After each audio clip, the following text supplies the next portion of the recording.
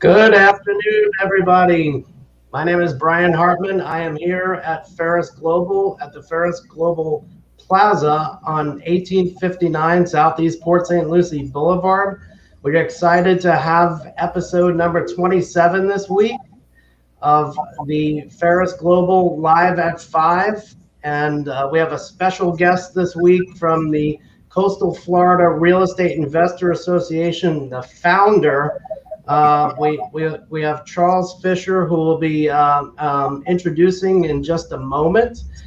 You guys can find us at pharusglobal.com, where we help businesses from the cradle all the way to the exit. So that means everything in between, everything from home mortgages to commercial mortgages to we do outsourced executive management services, full service insurance. We have a real estate firm doing residential and commercial, you name it, we've got it. And we even have donuts and coffee every now and then. So stop by and see us at Pharus Global headquarters.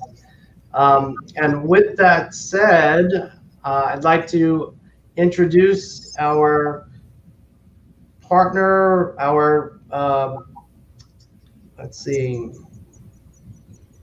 the man of the hour. We are going to bring on Charles Fischer of Coastal Florida Real Estate Investor Association, the founder. Hey, Brian, thanks for having me on your call today. Thank you very much. Appreciate you having me. Thank you for being here, Charles. It's been an exciting time. You know, we've gotten to know each other through your association. I think you're doing some great things out there in the community. Thank you.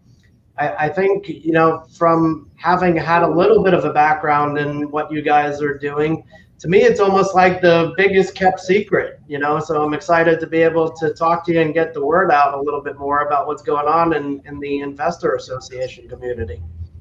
Absolutely. Absolutely. You know, it seems like everywhere I turn, somebody has interest in learning how to become a landlord and create financial, freedom with cash flow, or they watch the TV shows and they want to learn how to fix and flip houses and make big chunks of cash. And that's a big part of what we do with CFREIA. Absolutely. Absolutely. So for everybody that's out there, as we get into conversation with Charles today, if you have any comments or questions, or even just want to drop by and say hi, whether you're on Facebook or LinkedIn or YouTube watching us live, you can drop your questions or say hi in the comments, and we're happy to get some answers out there for you as we go through them. So Charles, I'd love to hear how you got started in real estate and what made you do it. Yeah, I get that question a lot, no doubt, but it all goes back to a few years after I graduated from college. I had a day job, and I just realized I wanted something more. And one late night infomercial, I was introduced to Carlton Sheets and his no money down financing program. Everybody knows that one. Yeah, I think most investors have heard of that one. Right. And I got hooked. I realized that I could create my own future, get out of my day job. And turns out I really love real estate. I love owning it. I love fixing it, love flipping it. I love teaching about that. And that's really where I got my start. That was the late 90s. Living in North Carolina at the time, moved back to Florida. And I was in Orlando at the time, and got involved in my local real estate investor association there, met some awesome people, did some great business, and was able to quit my day job in 2005 and do real estate full time. It's awesome. Awesome. Frank Lillo says hello to both Hey, of us. Frank. He's watching us live. Frank, thanks for putting us together, and you're the reason why Charles is on the show today, so it's all awesome. It's all coming full circle. Absolutely. Thank you, Frank. Appreciate it. So what do you see, Charles, as the biggest advantage of being a real estate investor, especially given, the market that we're heading into at this point? Well, no doubt. Real estate right now is on fire. It's the place to be. And I do real estate investing. We do a lot of flips. In fact, we're coming up on number 300 for flips, which is a lot, but we love it. It's just love taking those houses that have been kind of deferred maintenance, maybe not, maintained the way they needed to be, and they're the ugliest house in the neighborhood. Yeah. And then we take it and make it the most beautiful house in the neighborhood. We're adding value, we're creating jobs, and we're making a great living while we're doing that. Also, I'm a licensed real estate agent. And, I love helping people find a home. We do a lot of first-time home buyer work as well. And it's just such a great market right now. And, of course, Florida. We're just now, a year into the global pandemic. And, Florida has been a big winner in this whole crisis. And a lot of people moving here and a lot of activity, which is creating just more opportunities, more jobs for so many people. And with our organization at CFREIA, it's awesome because we see so many people who come in and they have a dream. They want to quit their day job, or they want to supplement their income. They want to learn how to fix and flip. And we've created a community there for folks that are like-minded to share ideas, to come up with resources, and to help each other make things happen. And, I mentioned it earlier, it's like the biggest kept secret, because within the community of the Investor Association, everybody knows each other. But outside of there, people don't even really know what you guys are doing in a lot of cases, right? Well, exactly. And that's why this is great, Brian. And again, thanks for having me on, because I'm just looking for any avenue we can find to get the word out. And people need to know that you don't have to have experience in the investor world to come out to our organization and to get involved. And in fact, we do cater to, newbies, folks that haven't done their first deal. And it seems like almost every month we're able to celebrate, one of our members that's doing their first deal. And we make it a big deal. We bring them up in front of the room, we give them a certificate, and recognize them, because that's just awesome. I experienced it myself personally, being able to get out of my day job and into this full time, and just very interested in helping other people do the same thing. Well, I think we're in an unusual time and a good place, because like you said, Florida is really doing well with a lot of folks wanting to move down. It's normally that they want to move down as it is, but on top of that, get out of California, get out of New York, and I think we're kind of like within our own bubble almost in Florida at this point, right? Yeah, that's an interesting word. We start to hear that word bubble that's brought out. People don't want to hear it; they shake when they hear it. But yeah, it's like anything. There's a lot of demand and there's a small supply. Sure.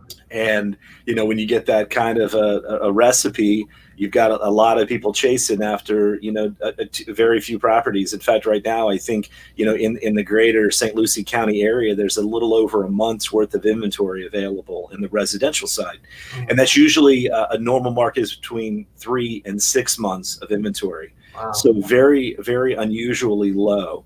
And some of the numbers, just looking at some of them today, about a 30% increase in median sales price from April 2020 to April 2021. So that's a huge number when you look at that. That's a couple percentage points per month. Right. And we usually do that in a normal year.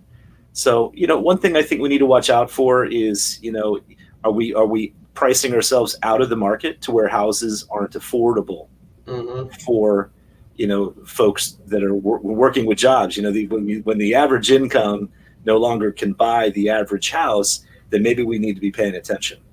Yeah, it sounds a little bit all too familiar, doesn't it? That's exactly what we were saying back in 2006, 2007. Yeah. I think there's some differences. I think that there's a lot more equity in the market. I think the lenders have been a little more discriminating and had a little higher level of requirements. And I'm sure you guys know that. That's your business. Yeah. And the no doc or low doc, or as they call them, heartbeat loans. We used to call them a lot of things. Those don't exist today. Put the mirror under the nose, get a loan. Yeah, you fog a mirror loan. Yeah. Those don't exist today, and I don't think that's a good thing. I think for this market, you still have some qualification requirements, right, to make sure that things are being handled the right way. So I think that is going to, create a situation where it's not exactly like the bubble we had before. Right. But I also think there's just so high the values can go before things are going to start to change. and those types of loans are starting to trickle into the market again. They are a little. Yeah. And us investors are paying attention because those are the kind of loans that, are appealing to us. It's kind of like playing with fire, though, right? You got to be very careful. Yeah. And we also, that's one of the things we do at the association is we'll sit and we'll talk about, well, what if we do a 90% LTV loan on this? What if we do a 70%? What if the market drops 20% in value? What if interest rates go up a point? What's that going to do to your cash flow? What's that going to do to your equity? Mm-hmm. Are you prepared to deal with that as an investor? Yeah. I watched a lot of my friends back in the mid 2000s lose all their properties, going into foreclosure, bankruptcy, and it was really tough to watch. Mm-hmm. And that's part of it, right in the back of my mind, dealing with investors who haven't been through that, so they don't know what they just don't know. They've never been there. So we can kind of give them a little guidance and a little counsel if they're interested, to help them build a portfolio but not lose it, right? And definitely. That's the key. Yeah. Now, the interesting part to me is we talk about other states and we talk about what's going on elsewhere in the country, and without naming the actual TV show, been watching one of them on TV about real estate in New York. And what's interesting is I wanted to kind of go back a few years to catch myself up because I wasn't really watching it before. And back in 2018, they were calling New York a soft market. But in Florida, 2018, we were already fired up over here. So it really makes you realize that, I hate to say it again, but I think we're in a bubble in Florida, and to a point where we're not feeling the effects of what else is happening around us yet at this point. Well, right, and I mean, we could get into all of the political and other economic factors that are impacting the real estate market, right? But I think the reality of it is that we're not going to have a reduction in the amount of people moving to Florida. It's very favorable from the tax perspective. I think the way that COVID was handled here, again, not getting too political, but, having been a resident, yes, there were some inconveniences, but I don't think there were as many inconveniences here in Florida as some of my friends in other states around the nation have seen. And I'm seeing a lot of those folks moving here, and they're enjoying the relative freedoms that we have compared to other states. There's also a strong demand for rental properties, but we're also seeing, particularly even in St. Lucie County, a quick check of the building permits will show there's a lot of apartment buildings being built, which is going to impact the market, right? And I don't know that it's going to flood it, but it's something we need to be paying attention to. 2,000 to 3,000 doors are added within 3 or 4 months. That's definitely going to impact demand for rental units on the residential and the apartment side. So what's interesting is about 2 or 3 years ago, the banks already were shying away from doing loans for multifamily properties for that reason, because they thought it was getting saturated already and that the values might have dropped. And there's different life cycles for all different types of real estate, right? You've got residential, and then within the commercial, you've got residential commercial, which is apartment buildings, and then you've got industrial, retail, office space, et cetera. And each of those niches within the market have their own life cycle. They don't, all real estate and all those different types don't all follow the same cycle of up and down and high valuation, low valuation, et cetera, right?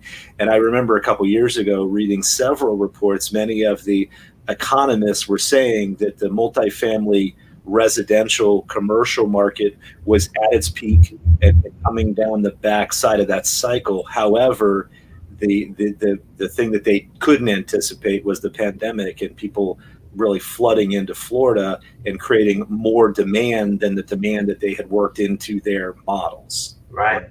So I think that might have extended that cycle by a couple years, but I think it's still in that point in the cycle that we're at or near the top. I've watched some apartment buildings selling in 4 and 5 cap rate, right?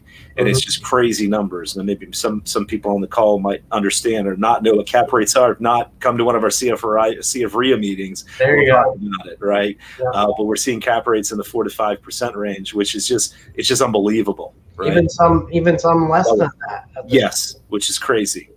Yeah. But I think they're speculating that rents are going to go up and values are going to continue to go up, and they're moving money there. Maybe they're right, maybe they're not. But that's kind of an interesting place to be, at cap rates in apartment complexes, especially now that we've got rent moratoriums. Well, that's what I was just going to mention, segueing right into that, Charles. So, the moratorium is expiring or set to expire the end of June. And so what do you think that's going to make as a play on the market? Well, not to sound cynical, because generally I'm a very positive guy, right? But this is probably the 5th or 6th time that the moratorium was set to expire to yet be extended again. Right. We waited many, many times on these deadlines only to see the federal government and the Centers for Disease Control to say, nope, it's a health risk, and we're going to suspend the evictions. And, it is impacting the market. And as we briefly spoke earlier, it's different than the foreclosure market. When we had the bubble in the market and the foreclosures got really high, that was the big banks that were losing money. It did trickle down into the economy, but it was the big banks. Now, the one thing about residential rentals is that it's largely a mom and pop business. Now, that's changing a little bit, more corporate than it used to be, but it's still a very large mom and pop. I think the average is somewhere shy of 10 units average that, a family or a husband and wife or, own. But there's tens of thousands of them across the country. Right. They're being impacted in an incredibly difficult way right now, that they cannot evict people for non-payment of rent. I mean, imagine if you and I entered into a contract and I was going to give you goods and you were going to pay me, and the government stepped in and says, listen, Charles, you have to continue to give those goods, but Brian doesn't have to pay me for them anymore. And the government alters our contractual agreement. And I can't come after you for the money after I've given you the goods, right? That's exactly what we're dealing with in eviction moratorium. The good or service is that property, and I've given you that property to use, and the government is saying you don't have to pay me for it. So understand where I sit on this. Obviously, as a landlord, I have a certain perspective. Sure. But it is definitely impacting the market, and not in a positive way. But there's so many people moving here and so much going on. And I think we're going to see some definite fallout from that. Do I think that the moratorium will be lifted at the end of June? I don't know. What are we at now? May 18th. We're a month and a half out. My prediction is, and we can look back at this, my prediction is it's extended again. Interesting. That's my prediction. So we'll see. I could be wrong. Hopefully I am. I've been trying to tell a lot of people that I really think folks have their head in the sand. They're just not paying attention to the potential wave that can come from this. And I just think people need to be prepared is the best way to put it. Would you agree? I would. I think, I think we will unfortunately see a wave of evictions. But I will say this, though, the federal government and even local organizations are creating opportunities for landlords and tenants to come up with funds to bridge that gap. Again, it's like anything else that takes a lot of time, a lot of paperwork involved, and a lot of folks just aren't interested in doing it. They're burying their heads in the sand and just saying, well, you can't remove me from the property. We'll push this down the road. Excuse me, and we'll figure it out a month or 2 months or 3 months from now. The reality is a lot of these landlords, they will not be made whole. They're not going to get the 6 months or 8 months that they didn't get. They might get a month or two. They might get the people out, but the damage will have already been done. Yeah. And you might see some of those landlords just going, I can't afford to make my mortgage anymore. I can't pay the bills. And we could see foreclosures on rental properties from small mom and pops that don't have the deep pockets to keep funding those mortgages like big corporations can do. Yeah, and I think it unfortunately could trickle into the businesses as well at some point, because a lot of these owners of real estate also own businesses, and if they can't pay one, it's going to have to come from somewhere else. So I think. Well, and I understand that too. I've got, multiple streams of income. I run a real estate brokerage. I have a property management company. My wife and I are also partners in a coffee shop in a mall. And we bought that, believe it or not, on March 8th, 2020 was the close date. And that was a day or two before. Yeah. And literally it was within 2 days. Who knew that was coming? But regardless, it impacted sales. And we're doing about 30% of the sales that we had been doing because it's in a mall. Now it's picked up again a little, but for various reasons, the customers just haven't come back. And I know there's a lot of other small business owners that are hurting as well. Mm-hmm. No. Interesting. It's going to be interesting time. So we do have a question from Christina Klingler. She's watching us on LinkedIn, and the question is a 6.5% cap rate acceptable in this market? Well, interesting question. And I guess it would have to be acceptable to the person with the cash, right? So if you've got, some rich investor or some rich investor organization or group that's willing to take 6% for their cash, then yes.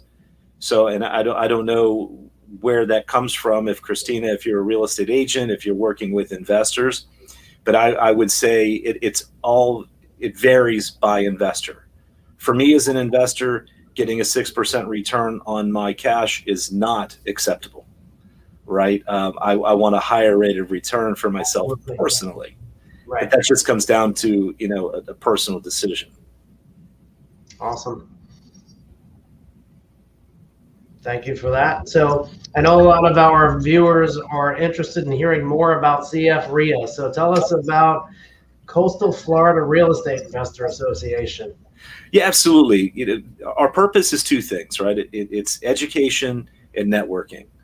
We want to provide a safe space for, individuals who maybe have done some deals but want to take their business to the next level, or folks that, have seen the shows on TV, or they've seen a friend or a family member who is experiencing some financial freedom from owning real estate, and they want to learn how that works. There's not many schools out there today that have a full feature-rich curriculum on buying and flipping houses and doing rentals and that sort of stuff. You don't just go down to your local community college and take classes on that, unfortunately. Right. So we provide that curriculum. And we're also a place for individual investors to meet each other and to partner up to do deals, things that they might not be able to do on their own, but they can come together and work on. We have, one member who just joined about 6 months ago. He didn't really have a ton of money, but he had a lot of time. So he went out driving for dollars. He found a deal, got a property under contract. He brought it back to the group, and he's partnering with a GC and a guy with some money, and they're going to do the renovation. It's in Vero. We cover, Indian River and St. Lucie County. Mm-hmm. They're going to do this fix and flip together, whereas individually he wouldn't have ever been able to make it happen, but coming together and bringing resources to put deals together. And that's really what it's about. And that's a good point to say that it's not only investors that are members of the Real Estate Investor Association, correct? Oh, absolutely. We have real estate agents. We have mortgage lenders, we have hard money lenders, private money lenders, institutional lenders. We have title companies, we have attorneys that are members, and we're always looking for more because we're also a resource center. If you're a new investor or even a mid-level investor, and again, you're looking to up your game, come out to our meetings. We're once a month, fourth Thursday, out at Kaiser University, right, in Tradition. And come on out, meet some of the people there, get introduced to the resources, right? It's about finding investor-friendly businesses that can help you grow your investor business. I was out there myself. I enjoyed, the location is fantastic. The people are great because everybody's looking to help each other. Yes. It's not competitive like everybody might think, and it's truly education and getting to know, like you said, a lot of the resources that you can utilize in the future for your business. Right. And as the founder, my philosophy is that there's plenty out there for everybody to be successful. We don't have to fight with each other for deals. Right. Let's be more interactive and be more helpful to each other, building long-term relationships. Mm-hmm. And I've seen, because having been in this industry for, right at 20 years, I see a lot of investors that are kind of like, they're like cats, right? They just want to be left alone and just do their own thing. Mm-hmm. But what I have found is there's so much more success when you're collaborative and when you build a team and you have great people working with you. Yeah. You make a lot more money and you have a lot more fun.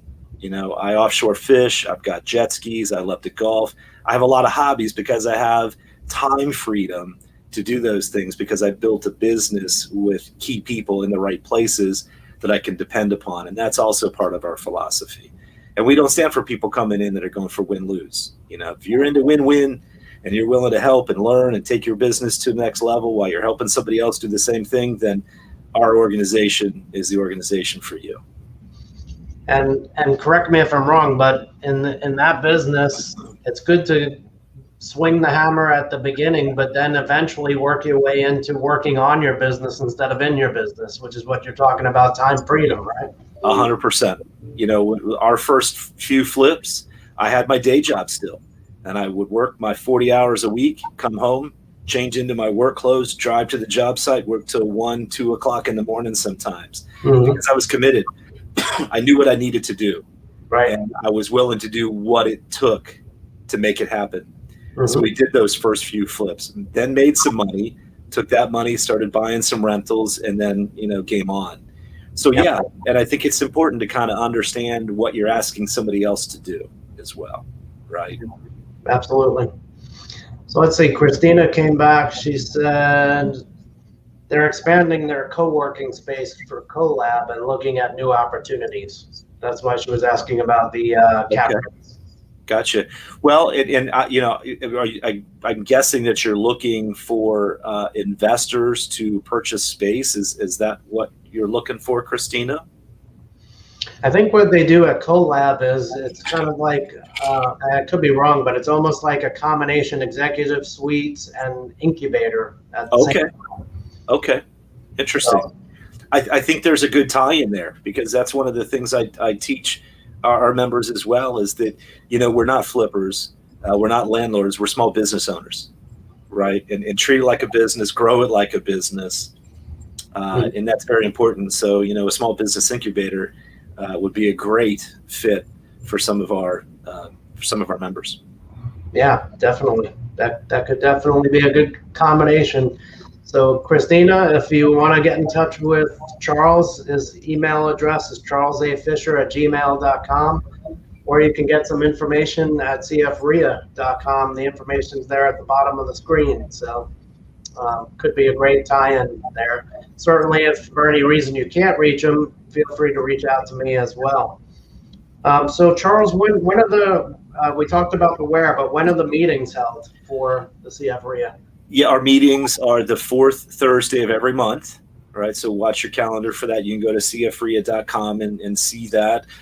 Anybody who wants to come check us out, if you go to CFREIA.com, you register, you can come to the first meeting for free and see what we're all about. So fourth Thursday, Kaiser University. We usually get rolling about 6 p.m. and we run until about 8 or 8:15. So just a couple hours, but a chance we do a market update. And then usually have a guest speaker who comes in and is talking on some real estate related topic. And you also have some snacks, so you don't go starving during that time too, right? Yes, we have snacks, and then we also have a room for our vendor partners, right? Our corporate vendor partners, where they can set up a table and you can visit, you can talk to attorneys, you can talk to great lenders, like Pharus Global, and meet either Brian, right, or Frank, and see some of our other vendors as well, and expand your network of business partners. So there's all that there within a short period of time. It did happen, a couple of times the evening that I was there. It's nice, like you said, you bring in resources together to actually be able to do a complete transaction from soup to nuts. That's right. which is something you don't find unless you're in that community. And that's what I love about investor associations, is it becomes like a turnkey if you let it. And that's where we're working to get to, Brian. We're just 3 years new in the St. Lucie County market. I've had a lot of years of experience in managing and running real estate investor associations. Been a member for many years, president, and on the board of directors for several, and just saw a huge need in the local market here for an organization that was professionally run and serious about helping investors to raise their game. And we've attracted some awesome people. We're doing great things in the community. We also were just involved with the Habitat for Humanity. They did their Women's Build 2021 just a couple months ago. Remember that? And we got the great distinction of donating the most money. I think there were 10 or 11 women's groups that were participating in the build, and our new organization, CFREIA, raised more money than any other organization to help build houses for deserving families. So, it's about, creating value, creating worth for us, but also giving back to the community. And that's a big part of our organization as well. Absolutely. So before we continue, Christina says she'd love to connect and chat more. Sounds good. Yeah, reach out to me. Well, let's definitely talk, Christina. Thanks, Christina, for watching us. Okay, so types of memberships at Coastal Florida REIA. What do you have going on? We've got 3 levels. You could join as an individual. You can join as a team. That can be a business partner. That can be a life partner. That can be a spouse. And then we have corporate memberships. And corporate memberships are for businesses that cater to real estate investors, right? That, like I said, that can be the attorneys, that can be the real estate agents, lenders like yourself, title companies, roofers. We have roofer members. We have air conditioning companies that are investor friendly. And there's different markets, right? And we can use the word builder grade when we talk about some of those different business models, because not all air conditioning companies are created equally. Some of them cater to, the homeowner, and they've got a $200, $150, fee just to show up to your house. We work with the investor-friendly ones that understand that we need to do things right, but we need to do them cost-effectively as well. So we're always looking for more members to want to join and have access to our membership of active investors as well. So those are the 3 levels of membership, and they're all on an annual basis. That's awesome. And tell us a little bit about the benefits of membership. Well, as an organization, we're also a member. We are the official designated chapter for National REIA, which is the National Association of Real Estate Investor Associations. I know that's a mouthful, right? Yeah. But that is, we are a chapter, a designated chapter. We have certain qualifications that we have to meet every year to maintain that chapter status. But in exchange for that, many, many benefits. We have strategic partnerships with lots of organizations, Office Depot being one, Home Depot being another. Mm-hmm. Our members enjoy the benefits of discounted paint, up to 25% off their paint every day on top of the sale prices. And then 2% back on all your purchases globally within Home Depot, which doesn't sound like a lot, but when you start flipping houses, you're spending 20, 30, 50, 100 grand a year. Yeah. It's nice to get those, $1,000 checks, every 6 months from Home Depot. We have a great Office Depot benefit. We have tenant check benefits for checking backgrounds on tenants, if that's your thing. If anybody here is familiar with self-directed IRAs, maybe some of your members don't know that you can own real estate in your retirement account. You can fund real estate transactions through your retirement account, and you can control that yourself. We have a business partner there. It's Equity Trust. It's our official business partner through National REIA. So we bring a lot of these benefits to the table that as a small group we couldn't entertain, but because we're 100 or 200 associations strong, with hundreds of thousands of members throughout the country, we have that negotiating power for special deals for our members. So that's a huge benefit.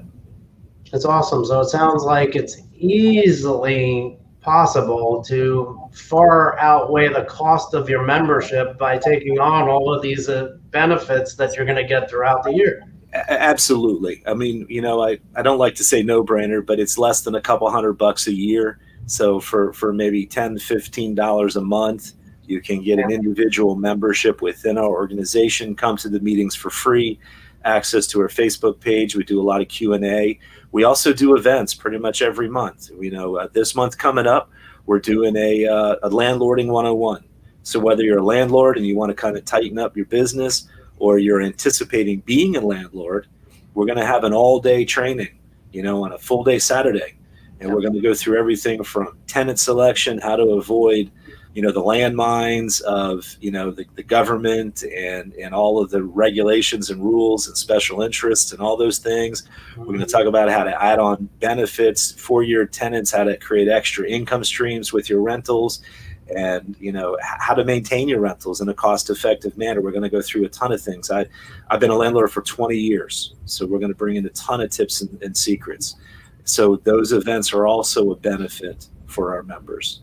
And I think also you yourself have several courses out there that you also bring into the Investors Association as well, right? As part of we bring in other trainers that are nationally known trainers on specific topics, and we bring them in a few times a year to teach and train.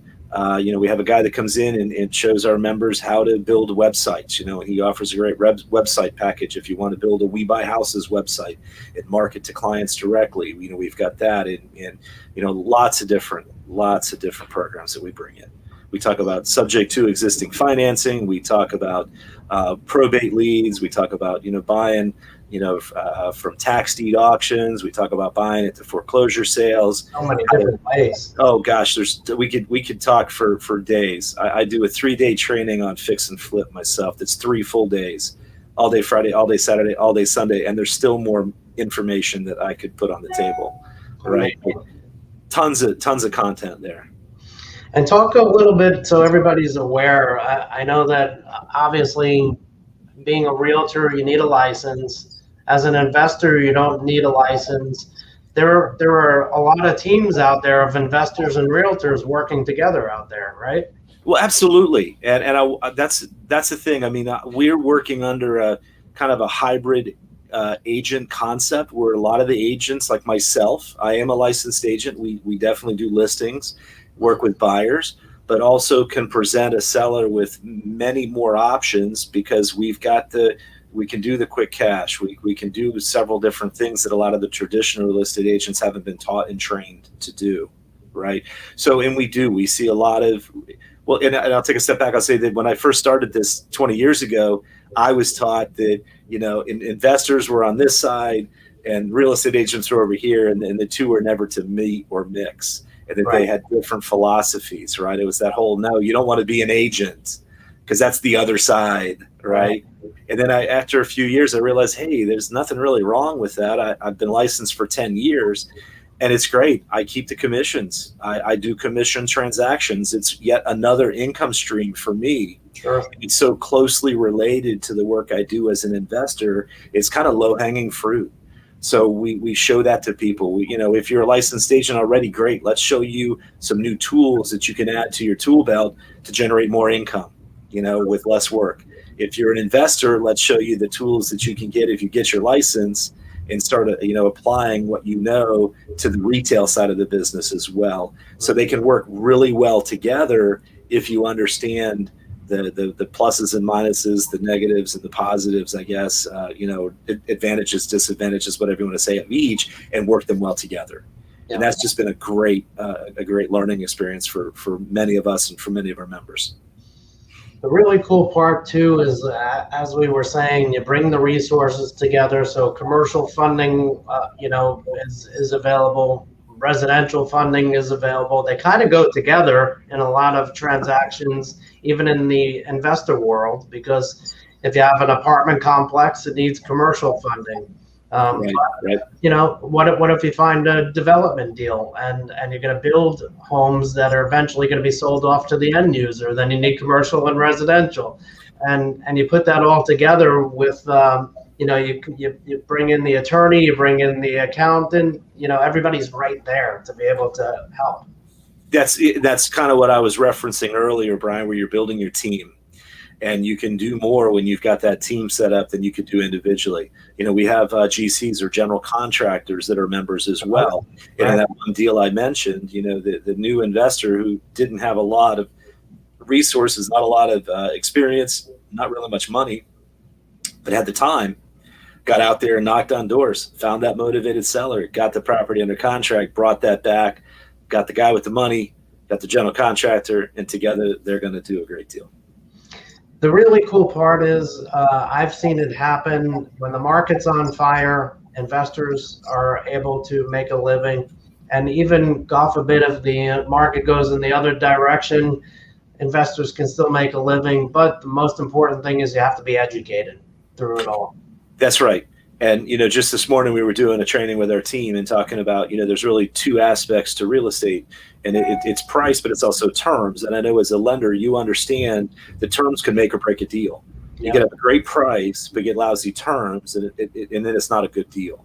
Yep. You can have a price, you could actually overpay, but if you get great terms, you can make up for that over time, right? Yeah. So, and we were educating and talking to the team about a little paradigm shift. It just because the properties are way up here in price, we still have some really great affordable, fixed rate income or fixed rate interest rates, or you know what I mean? That can make this property from a cash flow perspective work.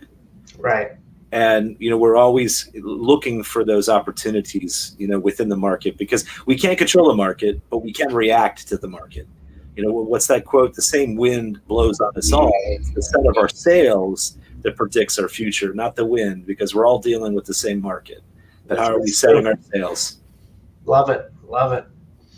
Well, I do want to make mention, we do have the website there going across the bottom. It's CFREIA.com. You could reach Charles at charlesafisher@gmail.com, and his website personal is charlesafisher.com. So you could find him there as well. Definitely get out there. I can't say it enough. Just at least see what it's all about, because I think you'll be pleasantly surprised what a nice event and what a nice meeting it is. I know that you definitely filled a void, right, Charles? There was probably nothing going on here in the county for quite some time before, right? And that's what we saw. We saw a couple small kind of like informal get-togethers going on, and we saw a lot of people driving all the way down to, Palm Beach County to get the same kind of experience. And we all know, Port St. Lucie is no Palm Beach County as far as volume of people, which is a good thing, I think. So we're not a huge organization because we don't have millions and millions of members to draw from, but we have a great time. We get 40, 50 people at a meeting, which is enough to have critical mass, and for people to find other people that they can identify with and have conversations and some commonalities. And shoot, we've got room for 100. So, we've got the seating there. You've seen the venue. So what's it hurt? Invest a few hours of your time on that fourth Thursday. Come check us out and meet some of our members and see some of the deals that our newest members are doing, which is also incredible. We've had, members that have been in 2 or 3 or 4 months going out and doing, 5-figure and even 6-figure deals, which is just amazing. And we share some of those at the meetings as well. And it's not just a YouTube video or somebody across the country. This is somebody in Indian River or St. Lucie County that's doing a 5-figure flip deal right here in town. And that's so exciting because real estate's local. The cool part is that now you're bringing people from Stewart and Vero into Port St. Lucie as well. Yes, right? Absolutely. Absolutely. So if somebody wants to come as a guest, what's the next step for them to come to the next meeting? Great question, Brian. Log on to CFREIA.com, and there's a link right there that says, hey, I want to join you at the meeting. And you click a link, you put in just some real simple information, and it's going to give you a free guest pass. You'll get registered, and you just show up at Kaiser University. So, we are required to wear masks. We've been back since August, but of course we're practicing the safe guidelines. So there is a mask requirement that is Kaiser Universities. They do a temperature check when you come in the door just to keep everybody safe. right? And you can distance it if you want. There's plenty of seats. I think you've seen the venue. There's plenty of room that you can do what you need to and feel safe to come out.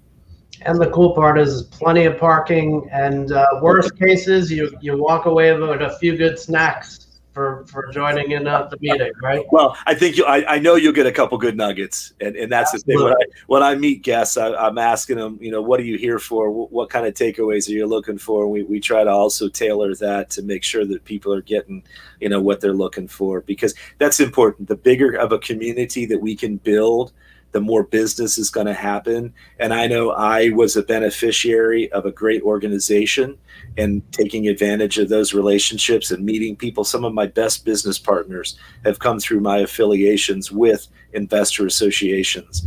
So this is kind of me giving back to create that community here in St. Lucie County area, so I can watch other people quit their jobs and buy a boat and fish all day or go sailing, or whatever it is, or maybe pickleball, right? You can be there. You go, and then you can get sunburn like me.